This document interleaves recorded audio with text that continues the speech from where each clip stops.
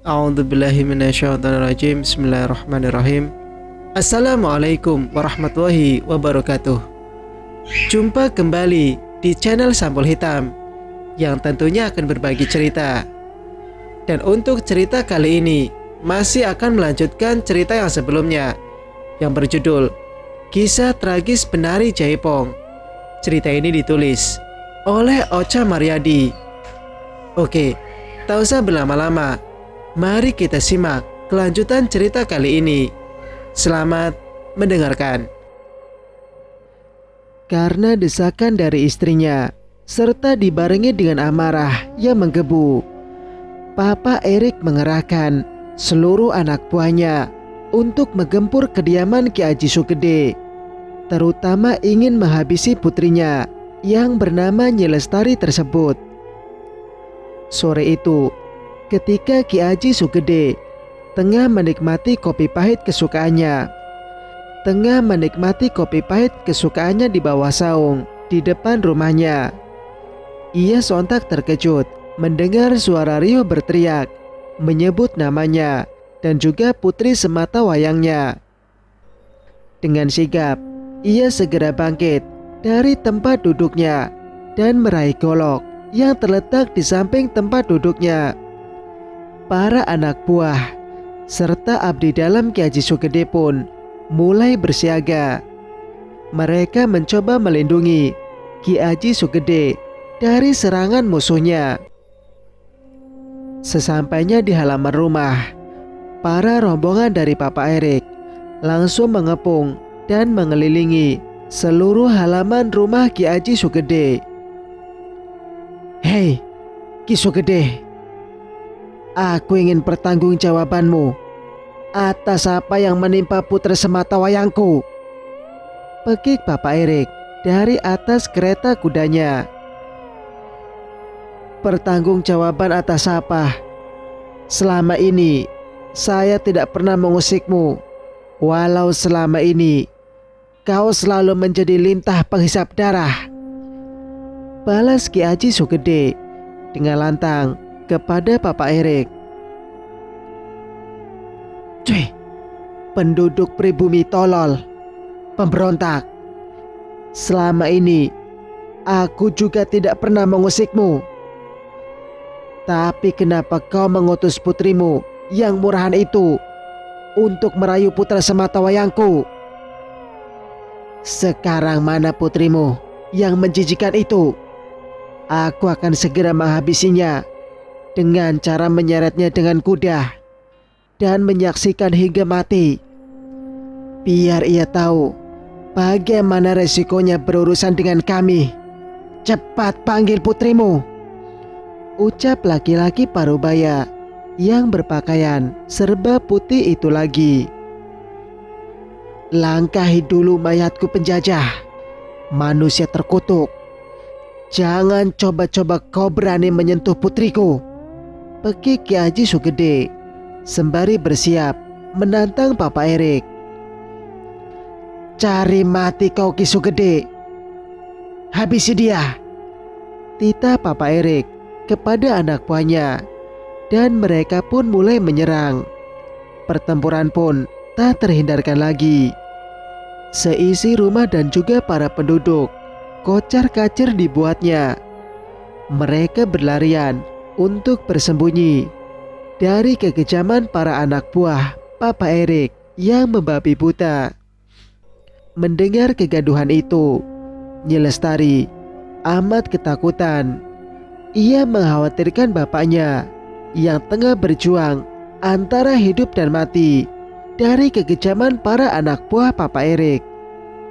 Sebenarnya Nyi Lestari ingin keluar dan menolong bapaknya. Namun apa daya, ia hanya bisa menyaksikan pembantaian yang dilakukan Papa Erik dari celah jendela. Ia tidak menyangka kisah cintanya bersama Erik berakhir tragedi seperti yang ia saksikan. Darah segar dari manusia yang tak berdosa membanjiri halaman rumahnya. Mereka tega menebas dan mencincang siapa saja yang berani melawan mereka. Padahal tidak semua anak buah Papa Erik berkebangsaan yang sama. Ada juga warga pribumi yang tega menjadi budak dari mereka. Neng Lestari, ayo lari Neng. Selamatkan dirimu dan juga anak yang ada dalam kandunganmu. Mereka pasti akan menghabisimu Neng, ucap Bolasem dengan gelisah kepada Nyi Lestari. Tidak Mbok, kasihan Bapak. Aku tidak mungkin meninggalkannya, balas Nyi Lestari sembari menyeka air matanya. Pertarungan semakin sengit. Papa Erik amat terkejut ketika melihat Ki Haji Sukede mampu mengimbangi dan mengalahkan anak buahnya. Hingga akhirnya Papa Erik amat gentar dan mengeluarkan senjatanya. Tanpa pikir panjang, ia mulai menodongkan senjata apinya kepada Ki Haji Sukede. Suara letusan dari senjata itu amat menggelegar dan menembus dada Ki Haji Sukede. Namun Ki Haji Sukede berusaha menahan tubuhnya agar tidak ambruk. Dengan agak bergetar, Ki Haji Sukede masih mengayunkan goloknya untuk membalas Papa Erik. Sayang, tenaganya seakan sudah tiada lagi. Ki Haji Sukede tidak mampu melawan senjata dari Papa Erik yang terus menghujaninya. Papa Erik semakin bernafsu dan membabi buta hingga Ki Haji Sukede ambruk berkalang tanah dengan puluhan timah panas yang bersarang di tubuhnya. Melihat pemandangan itu, Nyi Lestari tidak tahan lagi hingga ia memberanikan diri untuk keluar dari tempat persembunyiannya dan segera berlari ke arah bapaknya yang terkapar. Bapak, tidak Bapak, jangan tinggalkan Lestari. Maafkan Lestari Pak, ini semua gara-gara Lestari. Nyi Lestari langsung memeluk tubuh bapaknya yang tak bernyawa lagi. Ia terus meraung, meratapi apa yang telah menimpanya dan juga bapaknya. Sementara itu, Papa Erik amat puas dan bahagia dengan apa yang telah ia perbuat. Kau rupanya yang bernama Lestari, wanita murahan yang telah menghasut putra sematawayangku. Kau bermimpi menikahi putra seorang kompeni. Hingga dengan mudahnya kau menyerahkan dirimu dan menyesatkan putraku. Jangan mimpi kau wanita kampung. Aku tidak peduli walau kau tengah hamil. Aku tidak yakin anak yang kau kandung itu adalah anak Erik, wanita murahan. Kau sangat kejam Tuan. Demi Tuhan, anak yang saat ini aku kandung adalah anak Erik. Kami saling mencintai dan tidak ada sedikit pun ada alasan lain untuk itu. Biarkan anak ini hidup Tuan. Ini adalah cucumu. Aku tidak menuntut pertanggungjawaban darimu. Aku hanya ingin kau membiarkannya hidup.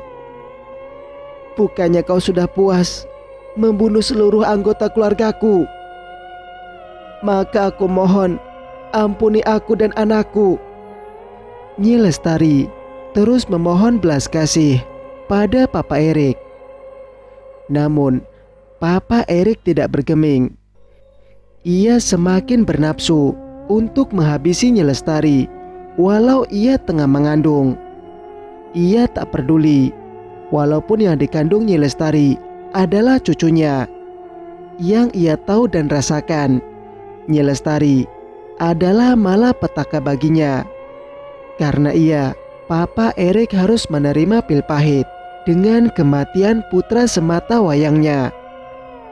Ia baru bisa merasa puas setelah melenyapkan Nyi Lestari apapun keadaannya sesuai permintaan istrinya, hingga ia dengan keji mengunuskan senjatanya tepat di kepala Nyi Lestari. Namun, niatnya sia-sia saja. Ia gagal menarik pelatuk senjatanya setelah ia merasakan perih di bagian matanya.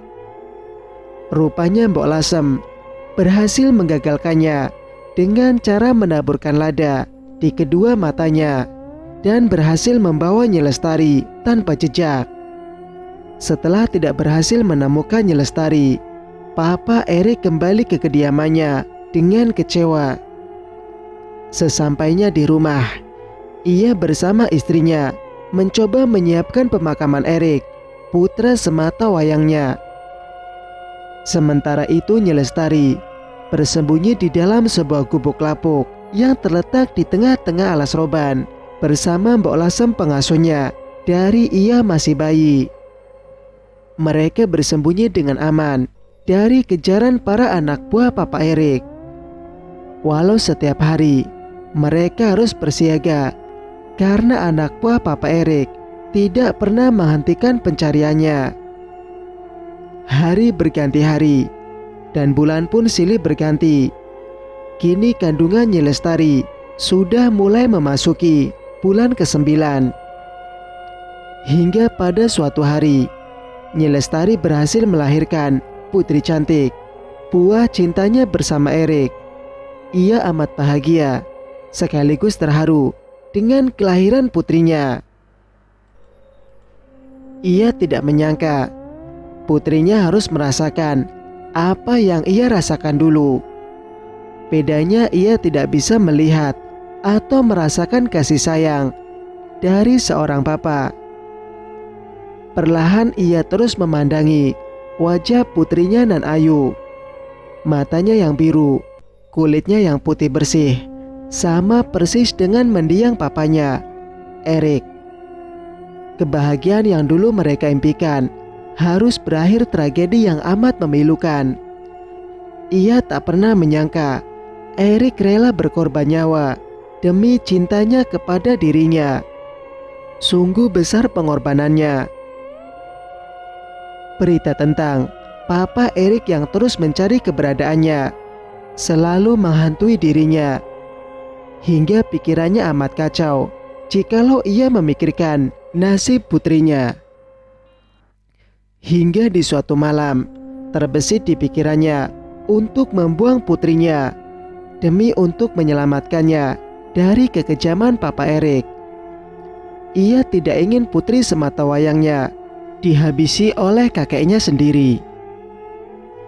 Ia ingin melihat putrinya kelak tumbuh menjadi gadis yang pintar dan mampu melindungi dirinya sendiri. Akhirnya ia memutuskan untuk membuangnya dengan cara meletakkannya begitu saja setelah melihat rombongan dari sebuah grup Jaipong yang kebetulan lewat. Setelah itu, ia mengawasinya dari bilik pohon yang cukup besar di tengah kegelapan. Sampai akhirnya salah satu dari ketua rombongan itu turun dari truk yang mengangkutnya dan berhasil menemukan bayi mungil tersebut. Dadanya terasa sesak, menahan tangis, namun tak tertahankan. Sekuat tenaga, ia membekap mulutnya agar tak bersuara. Ia tidak tahan dengan kepedihan ini. Ia harus melakukan hal itu demi untuk menyelamatkan putrinya. Sampai bayi tersebut dibawa oleh rombongan, ia terus menyaksikannya dengan seksama. Ingin rasanya ia mengurus putrinya hingga tumbuh dewasa. Namun keadaan yang tak memungkinkan, ia tak mampu membesarkan putrinya seorang diri di tengah kemelut yang menimpanya. Ia hanya bisa menatap kepergian putrinya dengan pilu. Ia berjanji kelak akan menemuinya setelah kemelut ini berakhir. Hari-hari berlalu. Nyi Lestari terus memikirkan putrinya hingga ia selalu mengendap-endap demi untuk melihat putrinya walau dari kejauhan. Nyi Lestari bisa bernapas lega Akhirnya putrinya mendapatkan orang tua yang sangat menyayanginya, beserta ketiga saudaranya. Terlihat sangat antusias dengan kehadiran putrinya. Mereka menamai putrinya itu Sumiati, nama yang cantik sesuai dengan paras putrinya. Mereka menjaga dan menyayangi Sumi dengan sangat besar, hingga Nyi Lestari merasa lega dan tenang. Sementara itu, di kediaman Papa Erik, Mama Erik menjadi hilang akal setelah kepergian putranya, hingga akhirnya ia mati bunuh diri dengan cara meminum racun. Papa Erik yang terpukul dengan kematian istrinya memilih menghentikan pencarianku, dan ia terlihat kehilangan semangat hidup, dan pada akhirnya ia pun mati karena jatuh sakit. Setelah kematian Papa Erik, para penduduk asing itu satu persatu meninggalkan bumi kami dan pulang ke tempat asalnya, meninggalkan kenangan dan tragedi. Setelah merasa aman, Nyi Lestari kembali ke kediamannya dan berusaha membangun kembali kediamannya yang sempat hancur dan dikuasai oleh Papa Erik. Melihat kembalinya Nyi Lestari, warga sangat antusias menyambutnya dan menjadikannya Demang pengganti Ki Aji Sugede selaku bapak dari Nyi Lestari. Dengan posisinya yang sekarang, ia berniat mengambil putrinya dari Juragan Ruslan. Namun melihat kebahagiaan putrinya, ia tidak mampu merenggutnya, hingga ia mengurungkan niatnya untuk mengambil putrinya kembali. Ia tidak mungkin tiba-tiba datang dan menjelaskan semua itu kepada putrinya yang mulai tumbuh remaja. Namun ia berhasil meyakinkan Juragan Ruslan dan berjanji akan mewariskan seluruh kekayaannya kelak ia tiada. Dan Juragan Ruslan menyetujuinya tanpa ia memberitahunya kepada Sumi. Ia mengizinkan Nyi Lestari untuk terus menemui putrinya, hingga pada akhirnya Nyi Lestari meninggal dunia karena sakit yang ia derita, dan berhasil mewariskan seluruh kekayaannya kepada putri semata wayangnya, Sumi. Sumi mengetahui tentang Nyi Lestari. Ia terus menemuinya hingga akhir hayatnya. Sumi tidak pernah tahu kalau Nyi Lestari adalah ibu kandungnya, karena ia tidak pernah memberi tahu tentang jati dirinya. Ia hanya menyebut dirinya sebagai bibinya, kerabat terdekat dari mendiang ibunya. Setelah mendengar cerita dari bapak, aku dan Mas Dimas amat terkejut dan tak percaya mengapa bapak tega selama ini menyembunyikan rahasia sebesar ini dari kami. Dengan sesak di dada, aku mencoba menerima semua kenyataan pahit yang telah bapak ceritakan. Walaupun hati ini merasa sangat marah kepada bapak, namun beliau adalah orang tua yang telah membesarkanku hingga aku bisa sebesar ini. Perlahan, air mataku tak bisa lagi jatuh di pipiku. Kering sudah rasanya. Begitu banyak penderitaan yang aku alami, namun tidak sebanding dengan penderitaan yang dialami kedua mendiang orang tuaku. Sumi, maafkan papamu ini, nak, ucap papa dengan nada serak dan sedikit terbata-bata sembari meraih tanganku. Iya, Pak. Papa tidak salah. Kenapa Bapak harus meminta maaf kepada Sumi? Lirihku sembari mengecup punggung tangan kanan Papa. Semua ini milikmu, nak. Papa akan mengembalikan semua itu kepadamu. Mendiang ibumu berpesan kepada Bapak agar suatu hari mencarikan pasangan yang terbaik untukmu agar pasanganmu dapat membimbing dan menjagamu dengan baik. Dan semua itu engkau telah dapatkan dari putraku sendiri, yaitu suamimu Dimas. Bapak sangat lega, Nak, dan Bapak bisa meninggalkanmu dengan tenang, ucap Bapak lagi. Jangan bicara seperti itu, Pak. Bapak pasti sembuh dan melihat kami bahagia, Pak. Sumi sayang Bapak. Mendengar ucapan dari Bapak, hatiku merasa teriris. Ucapannya seolah menjadi pertanda bahwa Bapak akan meninggalkanku untuk selamanya. Dimas, jaga Sumi dan anak-anaknya baik-baik ya, Nak. Jangan sampai kau berani menyakiti hatinya lagi ya, Nak. Papa sudah tidak tahan lagi. Teruskanlah tugas Papa menjaga Sumi, titah Bapak kepada Mas Dimas. Akhirnya kami saling mendekati Bapak dan saling memeluk tubuhnya. Tangisan pun pecah di antara kami berdua.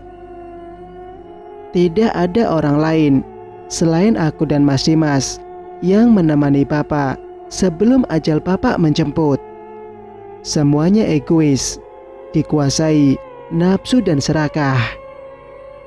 Yang ada di antara kedua kakak kami hanyalah harta dan kekuasaan. Keduanya beranggapan kalau Bapak selalu bersikap berat sebelah kepada kami. Apalagi Mas Bayu. Beliau amat marah dan kecewa setelah mendengar pernyataan dari Bapak. Hingga ia pergi begitu saja tanpa mendengarkan dulu penjelasan dari Bapak. Sementara istrinya, walau ia mendengarkannya dari bilik pintu, semua cerita yang diceritakan oleh Bapak berusaha menutupinya dan malah sengaja menghasut suaminya agar merebutnya dari kami. Malam itu, Bapak menghembuskan napas terakhirnya di pelukanku dan juga Mas Dimas. Hati kami merasa teriris. Aku tak menyangka Bapak bisa secepat ini meninggalkan kami. Mbak Ranti yang melihat kepergian Bapak berlari mencari keberadaan suaminya dan segera mengabari berita tersebut kepada Mas Joko, adik iparnya. Pagi harinya, pemakaman Bapak pun dilaksanakan. Tak henti-hentinya air mata ini menetes di pipi. Masih terbayang dalam ingatanku bagaimana sikap Bapak selama ini terhadapku. Beliau amat menyayangiku, melebihi kasih sayangnya untuk para putra-putranya. Aku mendapatkan semua itu dari Bapak, walaupun beliau bukan Bapak kandungku sendiri. Makam Bapak disandingkan dengan makam almarhum Ibu Sumarni, Ibu Lestari, dan juga makam Bapak kandungku, Papa Erik. Mereka adalah orang-orang yang paling aku sayangi. Semoga kelak di kelahiran berikutnya mereka tetap menjadi orang tuaku. Cerita pun bersambung. Bagaimana menurut pendapat kalian? Jika kalian suka dengan ceritanya, jangan lupa untuk like, komen, dan subscribe channel ini agar bisa mendengarkan cerita-cerita berikutnya. Wassalamualaikum warahmatullahi wabarakatuh.